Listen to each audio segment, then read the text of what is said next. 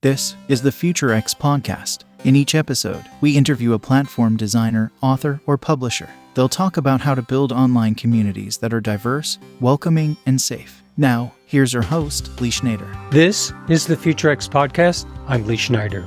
In today's episode, you'll meet Dr. Rob Eschmann, a writer, scholar, filmmaker, and educator from Chicago. He is an associate professor of social work and a member of the Data Science Institute at Columbia University, as well as a faculty associate at Harvard's Berkman Klein Center for Internet and Society. His new book, When the Hood Comes Off, Racism and Resistance in the Digital Age, is a comprehensive study of how racism manifests online, and it highlights the anti-racist tactics rising to oppose it. He blends deep research with personal stories. It's a great read. Dr. Eschmann, thanks for joining me on the show today. Of course. Thank you so much for having me. I'm happy to be here. So how are online experiences with racism different from in-person experiences? You know, I think in person, what has happened, and if we think about racism before the classical civil rights movement, or before Jim Crow ended, and it was open, it was in your face, it was legal, and so people could be, they didn't have to hide racism. It was the law of the land, and it was seen as being normal and natural. But after the legal changes from the classical civil rights movement, and racism and discrimination, is now illegal. If you say something openly racist, you may be able to get fired from your job. You can get in trouble, right? And so that means that the language that people use to describe racial differences or to express racism has changed. It has it's moved from being overt to being more subtle to being more covert. And so the norm, the things that we experience in mainstream situations, it is the normal way of expressing racism is through more, subtle type of interactions. And what happens online is that people feel less of a need to be subtle with their racism. That because of anonymity, there's a perceived distance between the things you do online and real life consequences. And then we also know that there's something called the online disinhibition effect, and just not looking a human in the eye and communicating with them online, people tend to become more hostile. And this is in all types of discussions, not just talking about race, but when you put this kind of online disinhibition effect and increased hostility, and you combine it with discussions about race, things tend to get ugly. So I think online expressions or overtly hostile expressions of racism are a lot more common. And this for many people is a big change and shift in the way that they experience racism. And for scholars and people who think about racism, it's just a different form of racism than we thought, right? That most people thought they were dealing with in the 21st century. So I want to link this to geography and the geography-free aspect of online communication. It's my bias that I would think, people in the South are racist and people in the North are not. I know that's a ridiculous statement, but it's something that I could, if I just did a snap judgment, I might think that. It's interesting to me to hear you say that there's been a progression, and I want to know if I'm hearing this right. There's been a progression from overt to more covert racism. Mm-hmm. Did I hear that right? In the real world. You did. So in the 1940s, 90% of people would say, yes, I think that interracial marriage should be banned. In the 2000s, only about 5% of people would say, yes, I think interracial marriage should be banned. And so this is a big change in a measured racial attitude. And so there are different ways of interpreting that. Some people would see that as just being progress. It means people are less racist. But I think other folks who are sociologists and think deeply and critically about racism think that racism has not gone away. It's just people are better at filling out surveys. They know not to click the wrong answer, which is the racist answer. And so then it becomes a struggle for, activists, educators, scholars to figure out, how do we identify racism when it's being hidden, when it's masked. And so I think that is something that lots of people have figured out very smart ways to do over the last half century. In terms of location online, right, to get to your question, that is a very interesting point. And I think that a lot of times when we see racism online, we can rationalize it away, and we can say, oh, that maybe this is someone in the KKK who's hiding in the YouTube comments, but that doesn't reflect the real world. They are the ones who are in a bubble. But then there are other examples of things happening where online racism is unmasked, and then we realize, oh no, it's right where we live. And so one example of that, in chapter 4 of my book, actually, I do a case study of a college campus where there was a website that students would post on anonymously. But in order to post on the website, you had to be connected to the university. And so you had to have that .edu email address. The moderators had to accept your comment and then post them anonymously. And what ended up happening is that you have all kinds of horrific, racist, and homophobic content that's being posted online, but your students were unable to say, oh, these are from the racists in the South, who kind of the stereotypical assumption we would make about racists. Oh, these are people who are ignorant or uneducated or backwards. But no, these are people from the same college that I'm going to school with. These are my peers who are making the kind of statements that I would assume belong someplace else geographically, but really are a part of my community.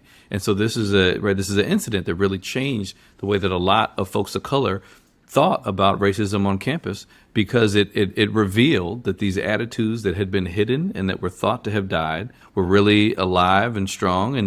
But he had folks who felt like they couldn't say these things out loud, but they had not changed the way that they thought about those things. And this is because of anonymity, you think, and not just you think, but the research shows, because of anonymity and the context and the sort of contextlessness of online life. Is that the why behind this, or something else is going on?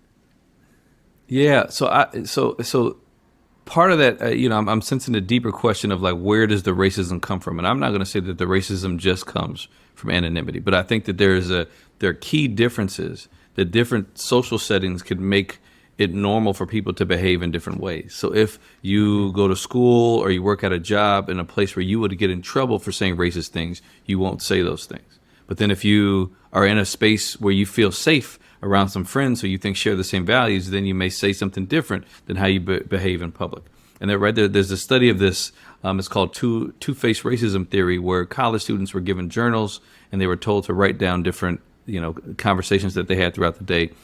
And it was found that people talk about race very differently in public versus in private. So on the front stage, they have a kind of a public-facing way of being and way of talking about race. But in private, when they felt more safe, then that's when the racist jokes come out. That's when their true feelings about politics or different social things in the news come out. And so absolutely feeling separated from the norms that make overt racism, taboo in everyday life, feeling separated from them online can provide a context where people feel more comfortable expressing racist views, or there's other research on white supremacist groups organizing online, and so people who have this hidden racism that they can't talk about, they may go online and look for communities where people think like them, and where they can feel like, oh, okay, I'm not crazy, that this is something that is a logical way of viewing the world, and finding more support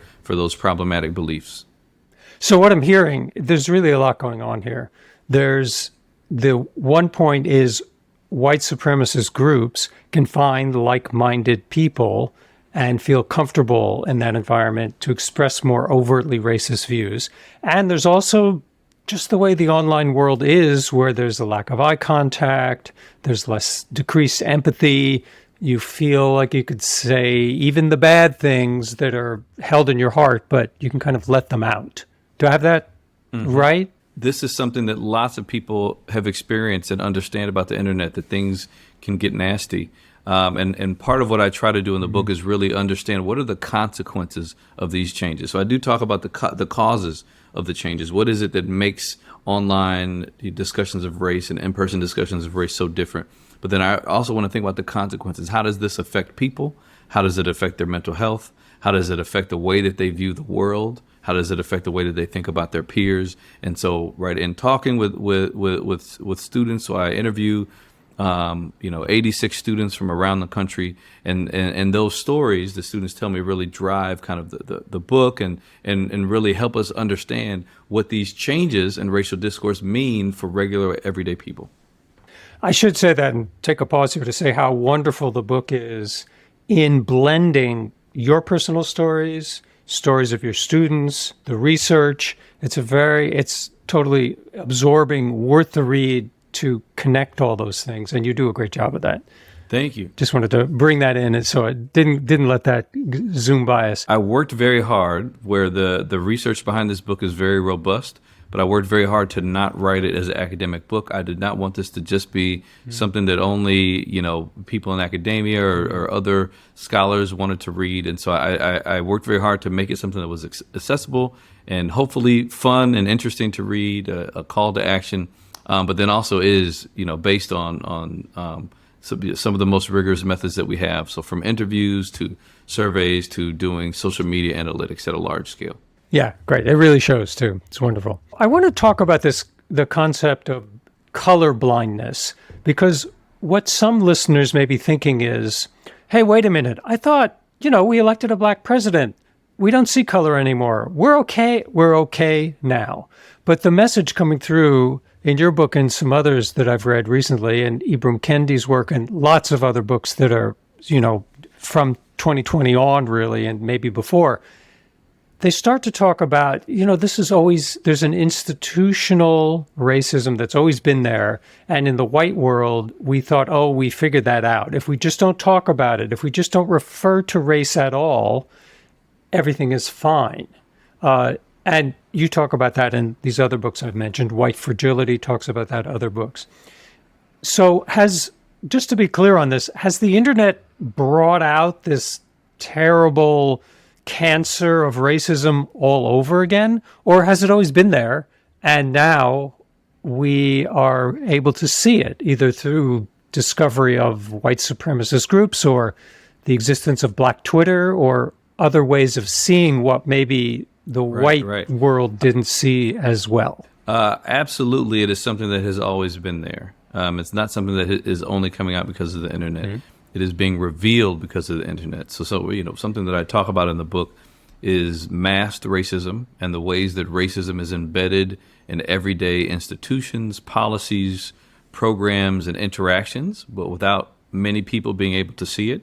And when I say many people, I think that folks of color who are on the receiving end of racism, we notice subtle racism. I think that people who study racism, people who teach about racism, lots of people know where racism has been living while it's been subtle, but it's been masked, and other people may not have the same ability to kind of see through the subtlety. And now we have this unmasking of racism online, which means now people are able to see what was there, right? Police violence against black people existed before there was a video, right before there were videos of black folks being hurt and killed by police that go viral. And so this is something that was known in our community for decades, that things have been happening. We think about the Black Panther Party originated as following around police to make sure that kids in the neighborhood weren't getting beat up. And so this is something that has been happening that we have known about, but has become, when it goes viral, then people who don't have this as their everyday reality are able to see, the world is not as I thought that it was. And that's how you get many more people kind of on the anti-racist bandwagon of and I don't use that term in a negative way. I mean that in terms of people who want to start fighting racism because they only just realize that it is still around. So absolutely, racism has been there. In terms of color blindness and this idea that I don't see color, and if we don't talk about it, then it won't be a problem. So this is a problematic way of thinking about what it means to be anti-racist, is to think that it necessitates being colorblind, because what happens is, silence is racism's best friend. Mm-hmm. If we don't talk about racism, then we don't know that it's there. Right? So if we decide that it is taboo to have conversations about racism, then the folks of color who are being hurt by racism don't have an opportunity to share about their experiences, which means that things stay the same. And so this is one of the things that, so the book it's called When the Hood Comes Off, Racism and Resistance in the Digital Age. So the racism is one piece, but the other piece is how are folks of color using digital tools to challenge racism in new and innovative ways. And one of those ways are breaking the silences. So the most common, so microaggressions is kind of a buzzword now. It refers to subtle forms of racism. The most common way that the research says to respond to microaggressions is just to not respond. right? So silence is the norm. And what happens when you're silent in the face of a microaggression? It means that everyone around thinks that that is an okay way to behave. They think that this subtle racist joke is fine. No one needs to challenge it. They don't realize that this is causing harm, that experiences with microaggressions have negative health impacts on folks of color. And but if you think about what happens online, and one of the things I talk about in chapter 5 is this new, right, when students share the ways that they respond to microaggressions online versus in person, and looking at some of those differences, that students online feel much more comfortable challenging microaggressions, talking back to microaggressions. And this is a communal project. It's a collective project. So it's never the responsibility of one person to speak out, but it's if anyone in the community has the energy that day, then they're able to support everyone by saying no thank you to these harmful interactions. And so I think that this idea of color blindness and not seeing color as being the solution is problematic. And what it really does, it legitimates kind of the way that racist systems do harm to communities of color. And only through challenging colorblind interpretations of the law, of that we treat people differently in society. That only through challenging colorblind interpretations are we able to reveal how racism works, the hidden mechanisms of racism, and then work to fix the way that our system provides unequal treatment and opportunities based on the color of our skin. Thank you. That's a great explanation. And that leads me into the notion of online communities, and specifically Black Twitter. I hadn't really thought about the pervasiveness of online communities that can really call out other communities. It was something I hadn't really thought about, I have to say. And I spend a lot of time online and think about being online a lot. So first of all, online communities like Black Twitter, what is or was Black Twitter? Well, definitely not was. It's still, Black Twitter is still here. Oh, okay, good. Yeah. So Black Twitter is, and I take my definitions from Andre Brock, Tressie Cottom, Mark Lamont Hill, and Black Twitter is a space where Black folk get together and perform Blackness online, and that part of that is going to be challenging racism and highlighting ways that racism is pervasive in society. Another part of that is just collectively enjoying popular culture, and so the hashtags from Black Lives Matter to Say Her Name to Thrones Y'all, which is about the Game of Thrones TV show, all come out of Black Twitter. And so, you have this kind of wide range of things that comes out of Black Twitter. There was some concern of what would happen when Elon took over Twitter, and I think that there is research that showed some spikes in the use of racist language after Elon took over. But I don't think that will stop Black Twitter, because Black Twitter and before Black Twitter, other online Black communities, Black folks have been figuring out ways to use technology to engage in the sharing of counter narratives for a long time. So before Twitter existed, there were Black bloggers who were challenging dominant understandings of social policies online, and it will continue even if they were locked out of Twitter. But they're not locked out of Twitter. I think Twitter is unique among the social network or blogging platforms, because for a while Jack Dorsey was very interested. I mean, you think about this, because Black Lives Matter is the most used hashtag of all time on Twitter, right? Jack Dorsey seemed to be interested in creating tools that would help Black activists use social media, that would benefit them, starting with the organizing in Ferguson on. And that seemed like it was a unique, where the people at the top wanted to support the movement. But even if the people at the top don't want to support the movement, the people still have access to the platform and are going to be able to use it in a way that does support the movement for Black lives. And so I don't think that Elon taking over is going to kill Black Twitter. Black Twitter is alive and well. I learn from Black Twitter all the time, and I think it's something that has given voice to marginalize folks who do not have voice everywhere. And I think that has been huge in terms of changing the national, vocabulary and ways that we understand racism and how it works, and the ways that we decide to get together and challenge racism.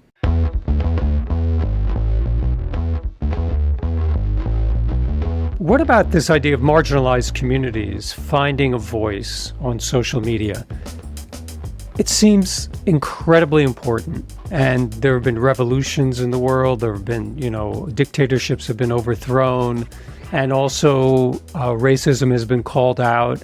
And we've seen more instances of racism. There's been more of a public reporting of racism, especially online.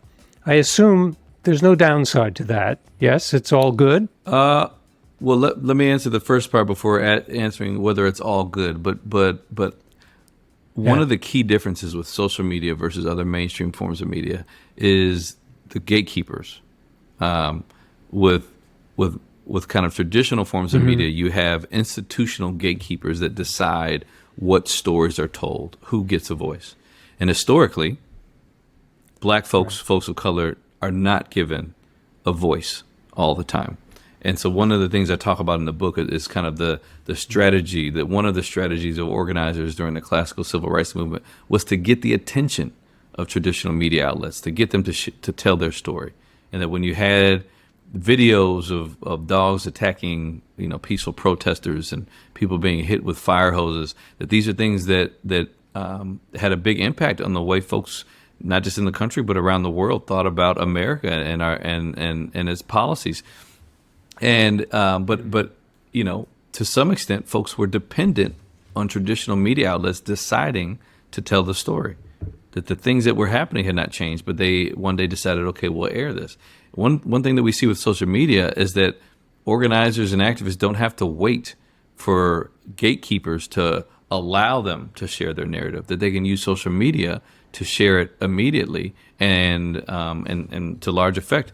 And so one of the studies that I like to cite is by a friend of mine, Jacob Groshek, where they found that during the organizing in Ferguson, the biggest hubs for information sharing were Black activists on the ground, not traditional media outlets.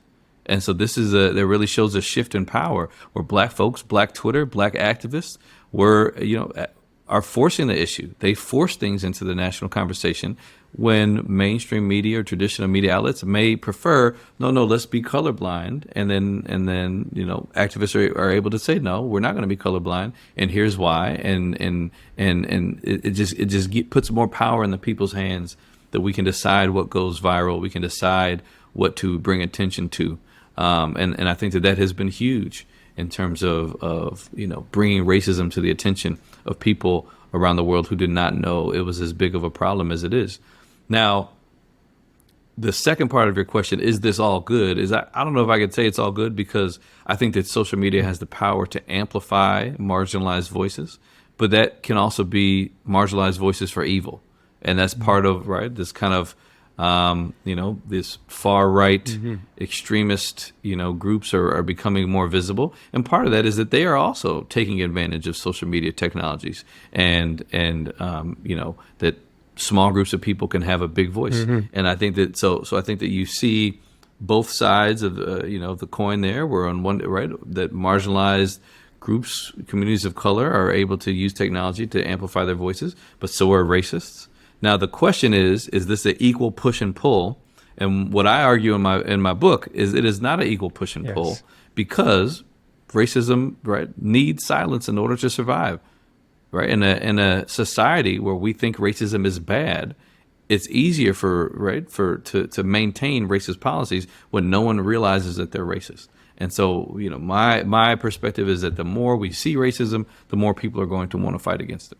Thinking about communities online a little bit more deeply, and this is kind of an awkward question for me to ask as a white person, but it came up as I was reading the book, and I want to have a go at it, and you should tell me if I go off track or anything.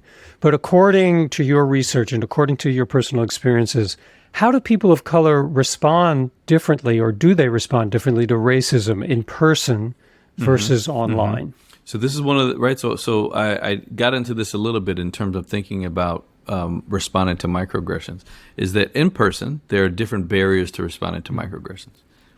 The racism may happen so quickly that you didn't realize it was racism until you talk with a friend about it afterwards.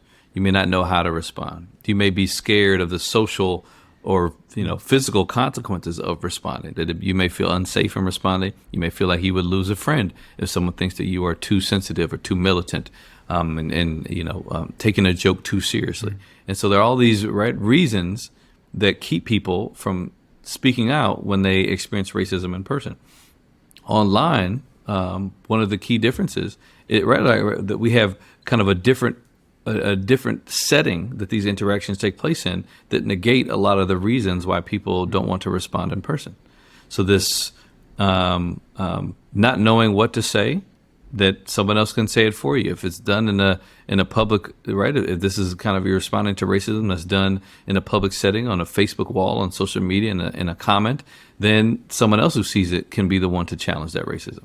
If you're not sure if it was racist or not, and you want to go talk to someone about it, timing works differently, where this is in person, conversations happen in real time. Online, someone can take 10 minutes to calm themselves down, to think about what happened, and then really, really put thought into their response. And you may not have that time in person, right? And so I think that there are different opportunities that online communication provides for responding to racism that are that really change the dynamics, and even power structures that whereas folks of color may feel a sense of fear of responding in person, online the racists can't attack them, so they can say something back. And then online, you also have this shift in power where when you have a community of people who are responding to racism, that they can put pressure on racists or on folks who engage in an act of racism in a way that person may not feel pressure in the real world when they are backed by mainstream institutions. And so online, the black folks can put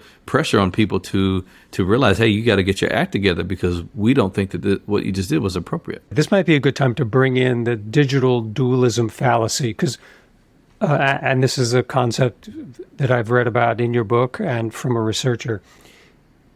We've been talking a lot about how the online world and the real life world are different, and they're different environments, but they're also kind of a mix, kind of a messy mix, kind of a augmented reality where these lives are overlapping quite a bit. I think, some people would say that, things that happen online are not real. These are not real people. These are not real conversations. What matters are the things that happen in the real world. And then you get online researchers who study the real world and who study things online and study the effects of things that happen online on real world outcomes, from mental health to educational outcomes, et cetera. And so I think that this idea of augmented reality comes from an understanding of these are not two distinct worlds where we take a break from real life to go live in our online world, that our lives are mixed. These things come together. And that is that's part of the reason why I started the study on a college campus, is because I see this as being a place to really study the augmented reality of race and racism, where when you post something on Sunday night, the people in your class on Monday likely have seen it. College students tend to be friends across different boundaries. And so I think that means that we're able to really analyze and understand the connection between online behaviors and incidents and real world behaviors and incidents, physical world behaviors and incidents, and seeing the ways that they are really connected. And so I do, so in terms of me going different places to get data to tell the story of this book, this is why I talk to people about their experiences in the physical world, about their experiences online. But I also do Twitter analysis of millions of tweets over a decade to look and see some of the things that I found through interviews. How did they play out online, and how have things changed over time? And so I think that really wanting to tell a story about our augmented reality is the reason why I have these varied data sources in order to be responsible in the way that I'm talking about and thinking about how online communication changes the way that we experience, understand, and respond to racism. We've talked a little bit about activism, and the latter part of the book talks a lot about activism, and I just want to be sure we've covered the best stuff. Are there more examples of the ways that activists can use online media to incite change and educate people? I think there's been a lot written on the large-scale activism online, from the big hashtags to how online organizing is connected to activism in the real world. So the uprisings in 2020 really showed that when you have 500,000 people marching on June 6th. And I think that story is something that's been told, and that is a part, right? I do talk about it some in the book, but I really wanted to focus less on the large-scale events that I think we have a good understanding of, and more on how does online communication change how regular, everyday people engage with racism online. And so one thing that I found is that lots of young people, through just replying to racism online, through learning about racism online, develop activist identities where they see the work of responding to racism and challenging racism, not in a way that the world sees it through a hashtag, but just in a way that their friends see it. They see that as a form of activism that changes how their communities think about racism, and really start to change the norms of what are the types of things that are acceptable in our community, and that students are, taking control of those things. And if administrators won't give it to them, then they take it for themselves, and creating, systems of kind of informal consequences for saying racially problematic things on campus when students don't get in trouble for it, but online there may be social consequences. And so I think that that is part of the story I tell, is that we see these large-scale events, what is happening on the ground, and really looking at the way that people's lives are changing through different forms of online activism, and how that not only is connected to traditional forms of civic engagement, but then also is challenging and maybe extending some of the ways that we think about activism among young people. What I'm hearing is there's a lot of value in these small course corrections, these constant feedback loops, and they don't have to be the big hashtags. They can be smaller, everyday things. Yes? That's right. I think that the way I like to think about that is subtle, everyday forms of racism are like scaffolding that upholds white supremacy. And the more that we challenge those things, the more we're dismantling the kind of the understandings, the justifications of an unjust system. And I think that that I don't think interpersonal challenges to racism are enough. I think that racism is systemic, and we need to think about societal level changes. But I think that that there's a definite impact of folks speaking out in person, and those kind of everyday forms of activism interpersonally, and how they affect the people around you, and how they affect the rationales for subtle forms of racist behaviors. So one of the things we found is that when people witness someone else respond to racism, that can reduce the harm that racism has on their mental health outcomes, from depression, anxiety, and feelings of stress. And so these are things that have a protective impact on your community when you decide to challenge racism. And every time you challenge racism, again, so one of the forms of organizing that we talk about is transformative organizing, which is about changing the way that people view the world and introducing new and radical possibilities for how the world might be different. And so, part of these activist efforts are transformative, that people change the way that they think about race and racism. That I had one student say that, she used to be Stacey Dash, and now she's Fight the Power. And it's this idea of, through engaging in online, taking in online materials about race and racism, really changing your consciousness in the way that you think about race in the world. That's positive, and that's wonderful in that way. There's so much really to talk about in this book. It's so rich, and we've really barely scratched the surface in our 37-minute interview. I'm wondering if there's anything else that we should cover now that you'd like to talk about. This is a moment where we need to be thinking about how technology, impacts the conversations that we have about race and racism. I think things are changing very rapidly. So from attacks on critical race theory, or really just talking about race in schools, to continued organizing efforts to stop anti-Black police violence.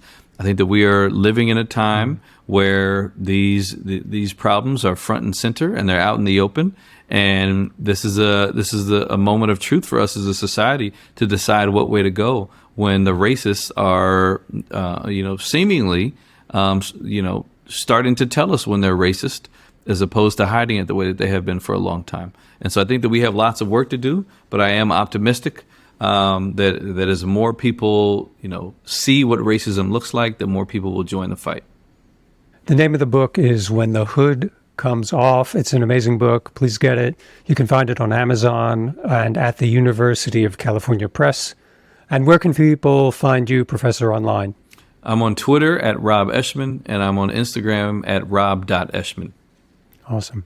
Thanks so much for joining me today on the podcast. This was great. Thank you for having me. This was a lot of fun.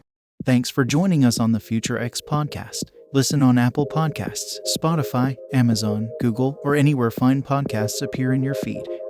Post a comment on Apple Podcasts, and we'll read it on the show. For more info about Future X, visit futurex.studio.